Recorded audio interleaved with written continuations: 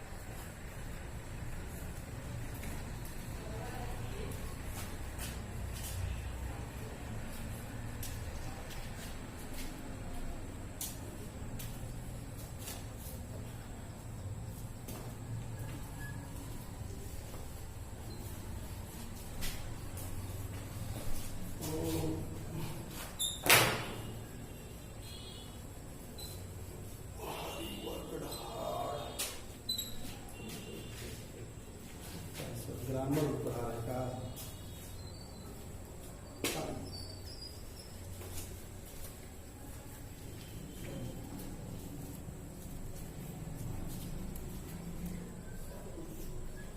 अब आप लोग ध्यान दें, यहाँ सेपरेट सेंटेंस है, Hari work hard he passed the examination.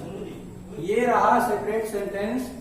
अब इसके बाद जो है हम इसको सिंपल सेंटेंस से कंपाउंड सेंटेंस में जब परिवर्तित करते हैं तो वहां पर देखिए स्थिति आपके सामने दी हुई है, Hari work hard so he passed the examination.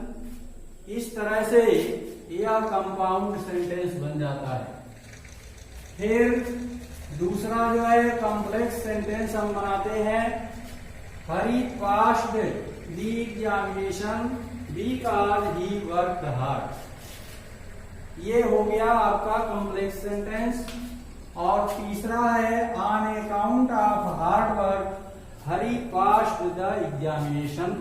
इस तरह से सेपरेट सेंटेंस को मिला करके, दो सिंपल सेंटेंस को मिला करके हमने एक कंपाउंड सेंटेंस बनाया, कॉम्प्लेक्स सेंटेंस बनाया और सिंपल सेंटेंस बनाया।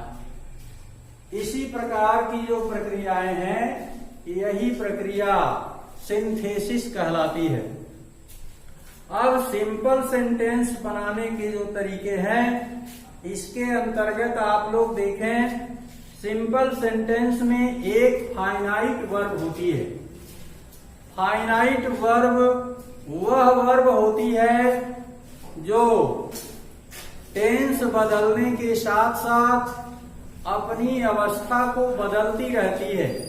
जिस प्रकार से टेंस के चेंजिंग होती है, काल परिवर्तन होते हैं, उसी के साथ साथ उस वर्ब में भी चेंजिंग होती है, उस क्रिया में भी परिवर्तन होता है। यह प्रक्रिया जो है जिस वर्ब में होती है वही वर्ब फाइनाइट वर्ब कहलाती है।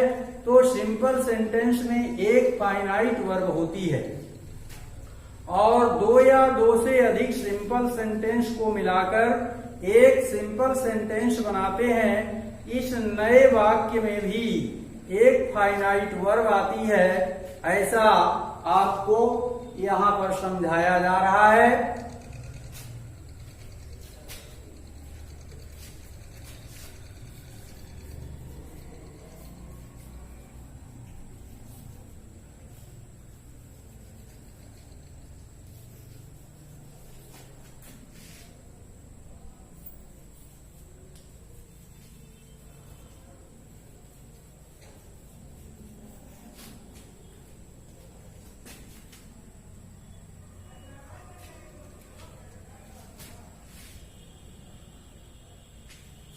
अब यहाँ आपको ध्यान देना है कि सिंपल सेंटेंस बनाने की यहाँ पर जो विधियां दी गई हैं, इसमें पहली विधि है पार्टिसिपल के द्वारा। पार्टिसिपल कितनी प्रकार की होती हैं, पहले आप इसको जाने। प्रेजेंट पार्टिसिपल होती है, अर्थात प्रेजेंट पार्टिसिपल में क्रिया की फर्स्ट फॉर्म में आईएनजी जुड़ा होता है। यह क्रिया का रूप जो है प्रेजेंट पार्टिसिपल के नाम से जाना जाता है।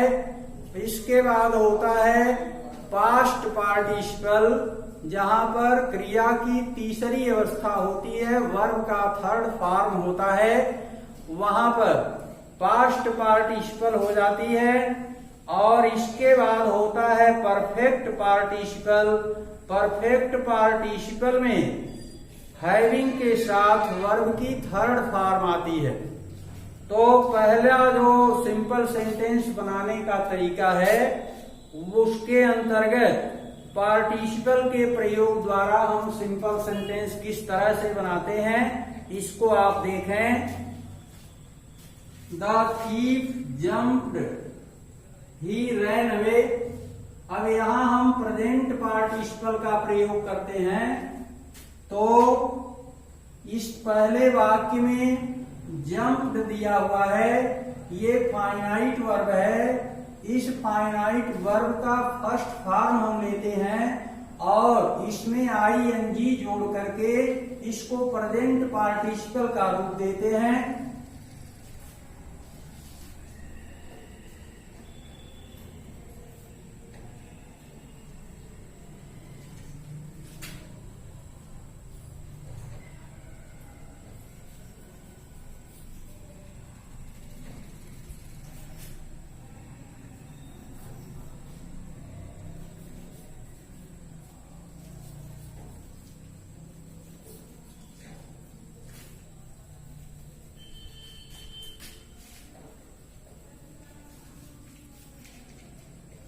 देखें आप लोग, इसमें जो है प्रेजेंट पार्टिसिपल का प्रयोग किया गया है, अर्थात इस पहले वाक्य की जो मेन वर्ब है, इस मेन वर्ब का फर्स्ट फॉर्म लिया गया और फर्स्ट फॉर्म में आईएनजी जोड़ करके इसको प्रेजेंट पार्टिसिपल बनाया गया और इसके साथ ही साथ यहाँ पर इसको दर्शाया गया है jumping up the thief ran away.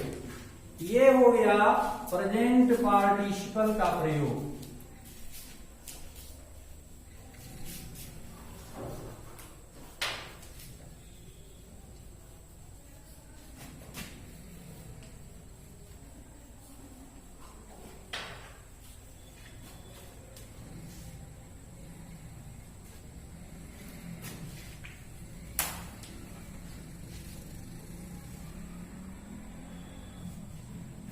अब इसके बाद आप देखें,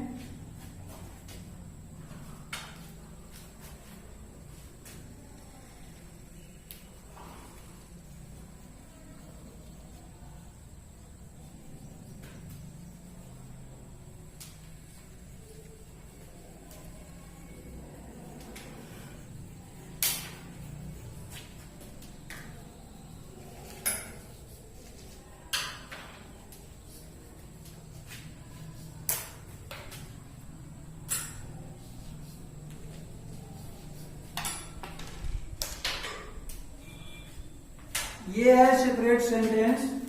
I saw a man, he was covered with white cloth. इसमें आप गौर करें, यहां जो है यूज ऑफ पास्ट पार्टिसिपल दर्शाया जा रहा है।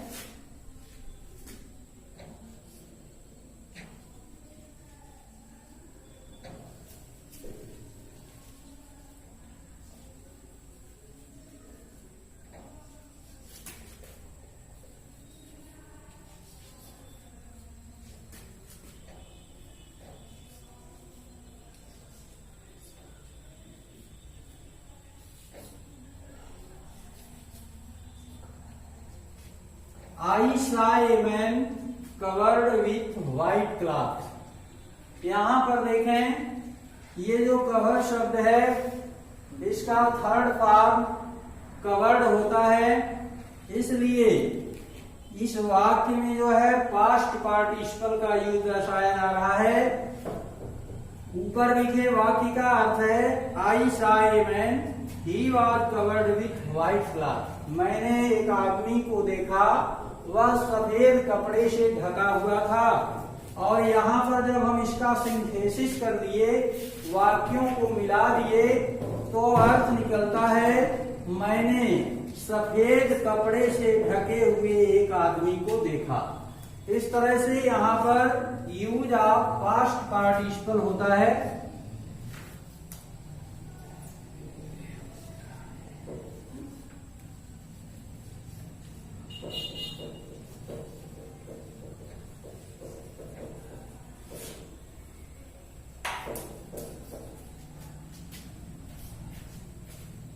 अब इसके बाद जो है आप देख रहे हैं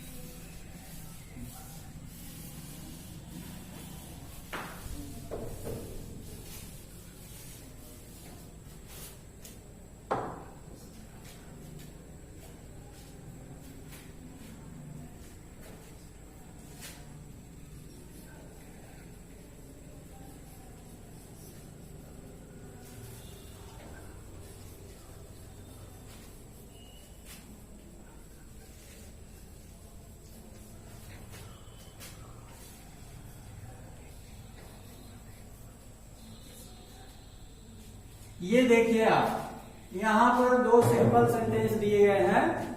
Amit finished his work, he slept. यहाँ पर हमें परफेक्ट पार्टिसिपल का प्रयोग करना है।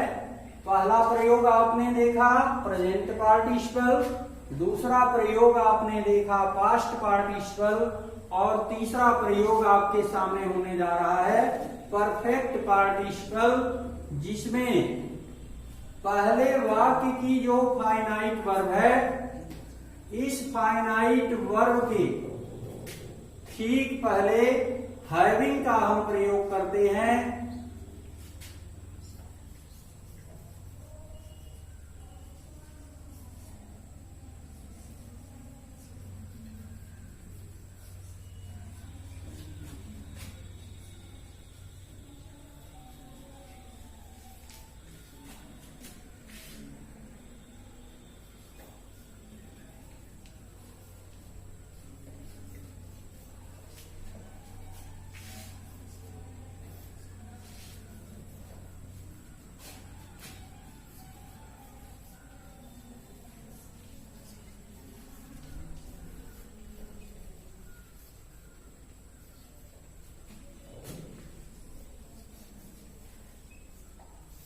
देखिए यहां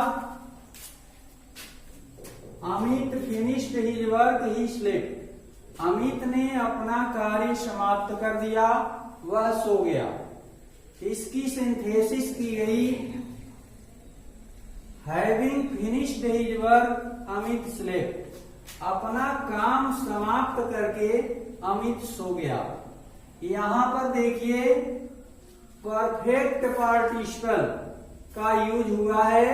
परफेक्ट पार्टिसिपल का यूज करते समय पहले वाक्य की जो फाइनाइट वर्ब होती है, उस वर्ब के ठीक पहले हम हैविंग का यूज करते हैं, उसके पश्चात वो फाइनाइट वर्ब होती है, तत्पश्चात हम शेष शब्दों को नोट कर देते हैं। तो having finished his work Amit slept, इस तरह से ये आपका हो गया जो है सिंपल सेंटेंस। एक या एक से अधिक सिंपल, दो या दो से अधिक सिंपल सेंटेंस को मिलाकर एक सिंपल सेंटेंस यहाँ पर बनाया गया है। इस पर आप लोग ध्यान दें कि इसकी जो है यहाँ पर 3 विधियां दिखाई गई। पहला विधि प्रेजेंट पार्टिसिपल का प्रयोग, दूसरा विधि पास्ट पार्टिसिपल का प्रयोग, और तीसरी विधि है परफेक्ट पार्टिसिपल का प्रयोग। अब इसके बाद जो है हम फिर 2 या 2 से अधिक वाक्यों को मिलाकर एक साधारण वाक्य बनाने जा रहे हैं। 2 या 2 से अधिक सिंपल सेंटेंस को मिलाकर एक सिंपल सेंटेंस इन्फिनिटिव के द्वारा तैयार करने जा रहे हैं।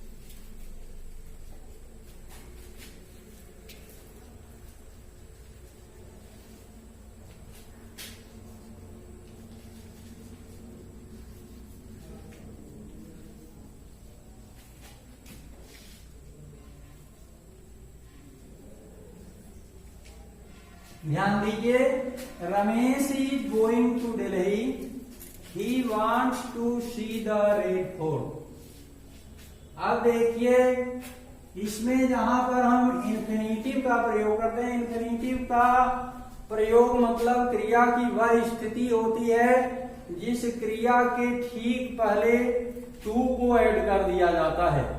यानी मेन वर्ब के फर्स्ट फॉर्म के ठीक पहले जब हम टू का यूज कर देते हैं तो वह इन्फिनिटिव का रूप धारण कर लेती है। इस तरह से अब यहां पर आप देखिए दो या दो से अधिक सिंपल सेंटेंस को मिलाकर इंफिनिटिव की सहायता से किस तरह से एक सिंपल सेंटेंस बनाया जा रहा है, इस पर ध्यान दीजिए।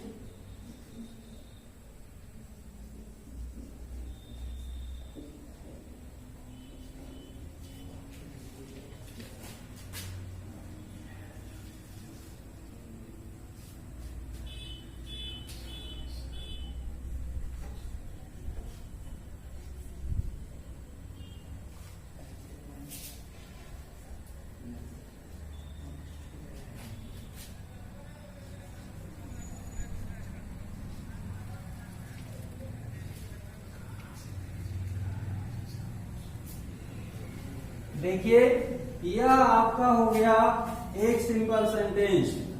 Ramesh is going to Delhi to see the Red fort.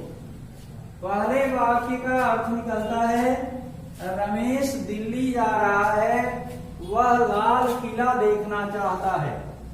तो फिर जब हम इनका सिंथेसिस करते हैं, दोनों वाक्यों को जोड़कर हम जब एक वाक्य बना लेते हैं, इसका अर्थ निकलता है कि रमेश लाल किला देखने दिल्ली जा रहा है। इस तरह से इंफिनिटिव के प्रयोग के द्वारा हम दो या दो से अधिक सिंपल सेंटेंस को एक सिंपल सेंटेंस का रूप दे देते हैं। इसके बाद आप आ जाएं प्रीपोजिशन के साथ नाउन या जिरेंड का प्रयोग।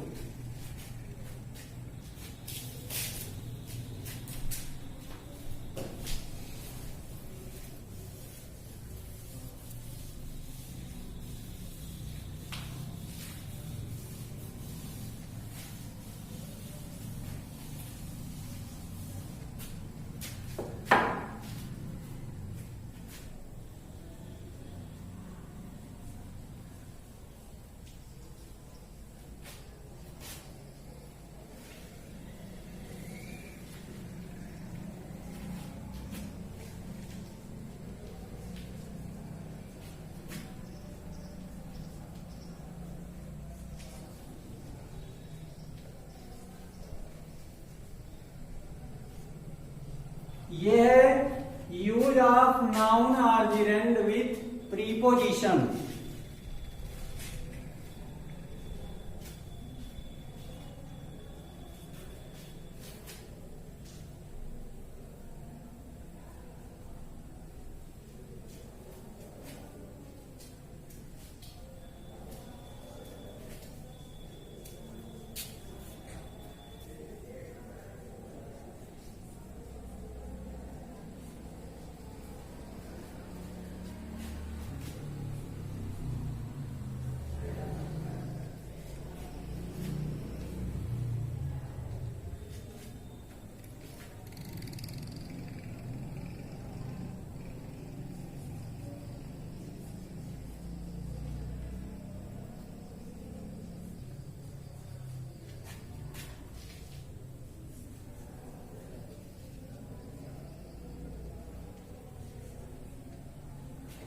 देखिए, ये दोनों है simple sentence. Ramesh bot a book, he gave 50 rupees for it.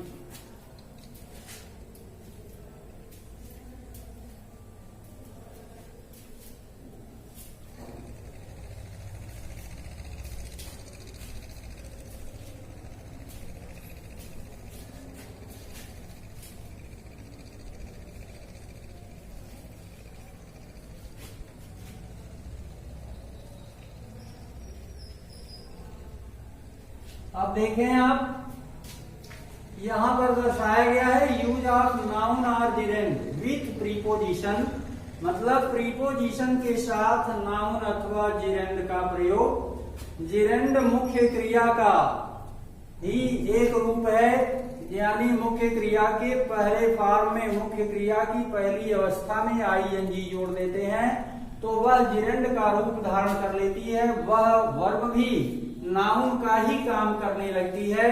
तो यहाँ पर प्रीपोजिशन के साथ नाउन अथवा जेरेंड का प्रयोग कैसे किया जाता है, आप लोग यहाँ पर देखें।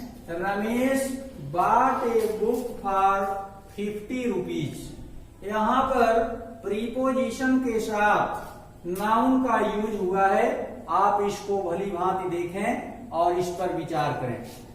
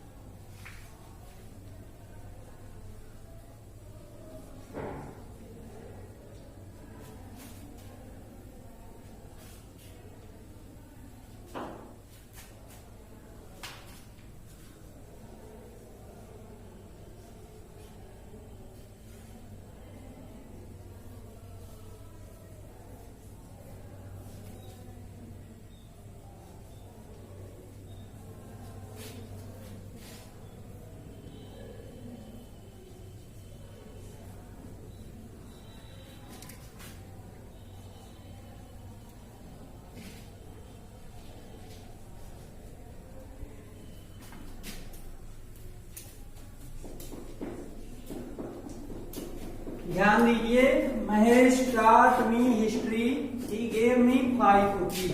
ये दो सिंपल सेंटेंस हैं।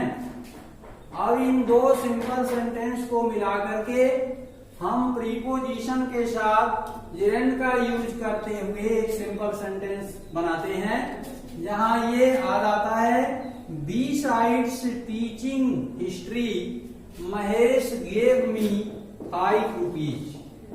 इतिहास पढ़ाने के अतिरिक्त महेश ने मुझे 5 रुपए दिए। तो आज आप लोगों ने पढ़ लिया यूज ऑफ नाउन और जेरेंड विथ प्रीपोजिशन तक। अब इसके आगे हम लोग नेक्स्ट पीरियड में पढ़ेंगे। आज यहाँ पर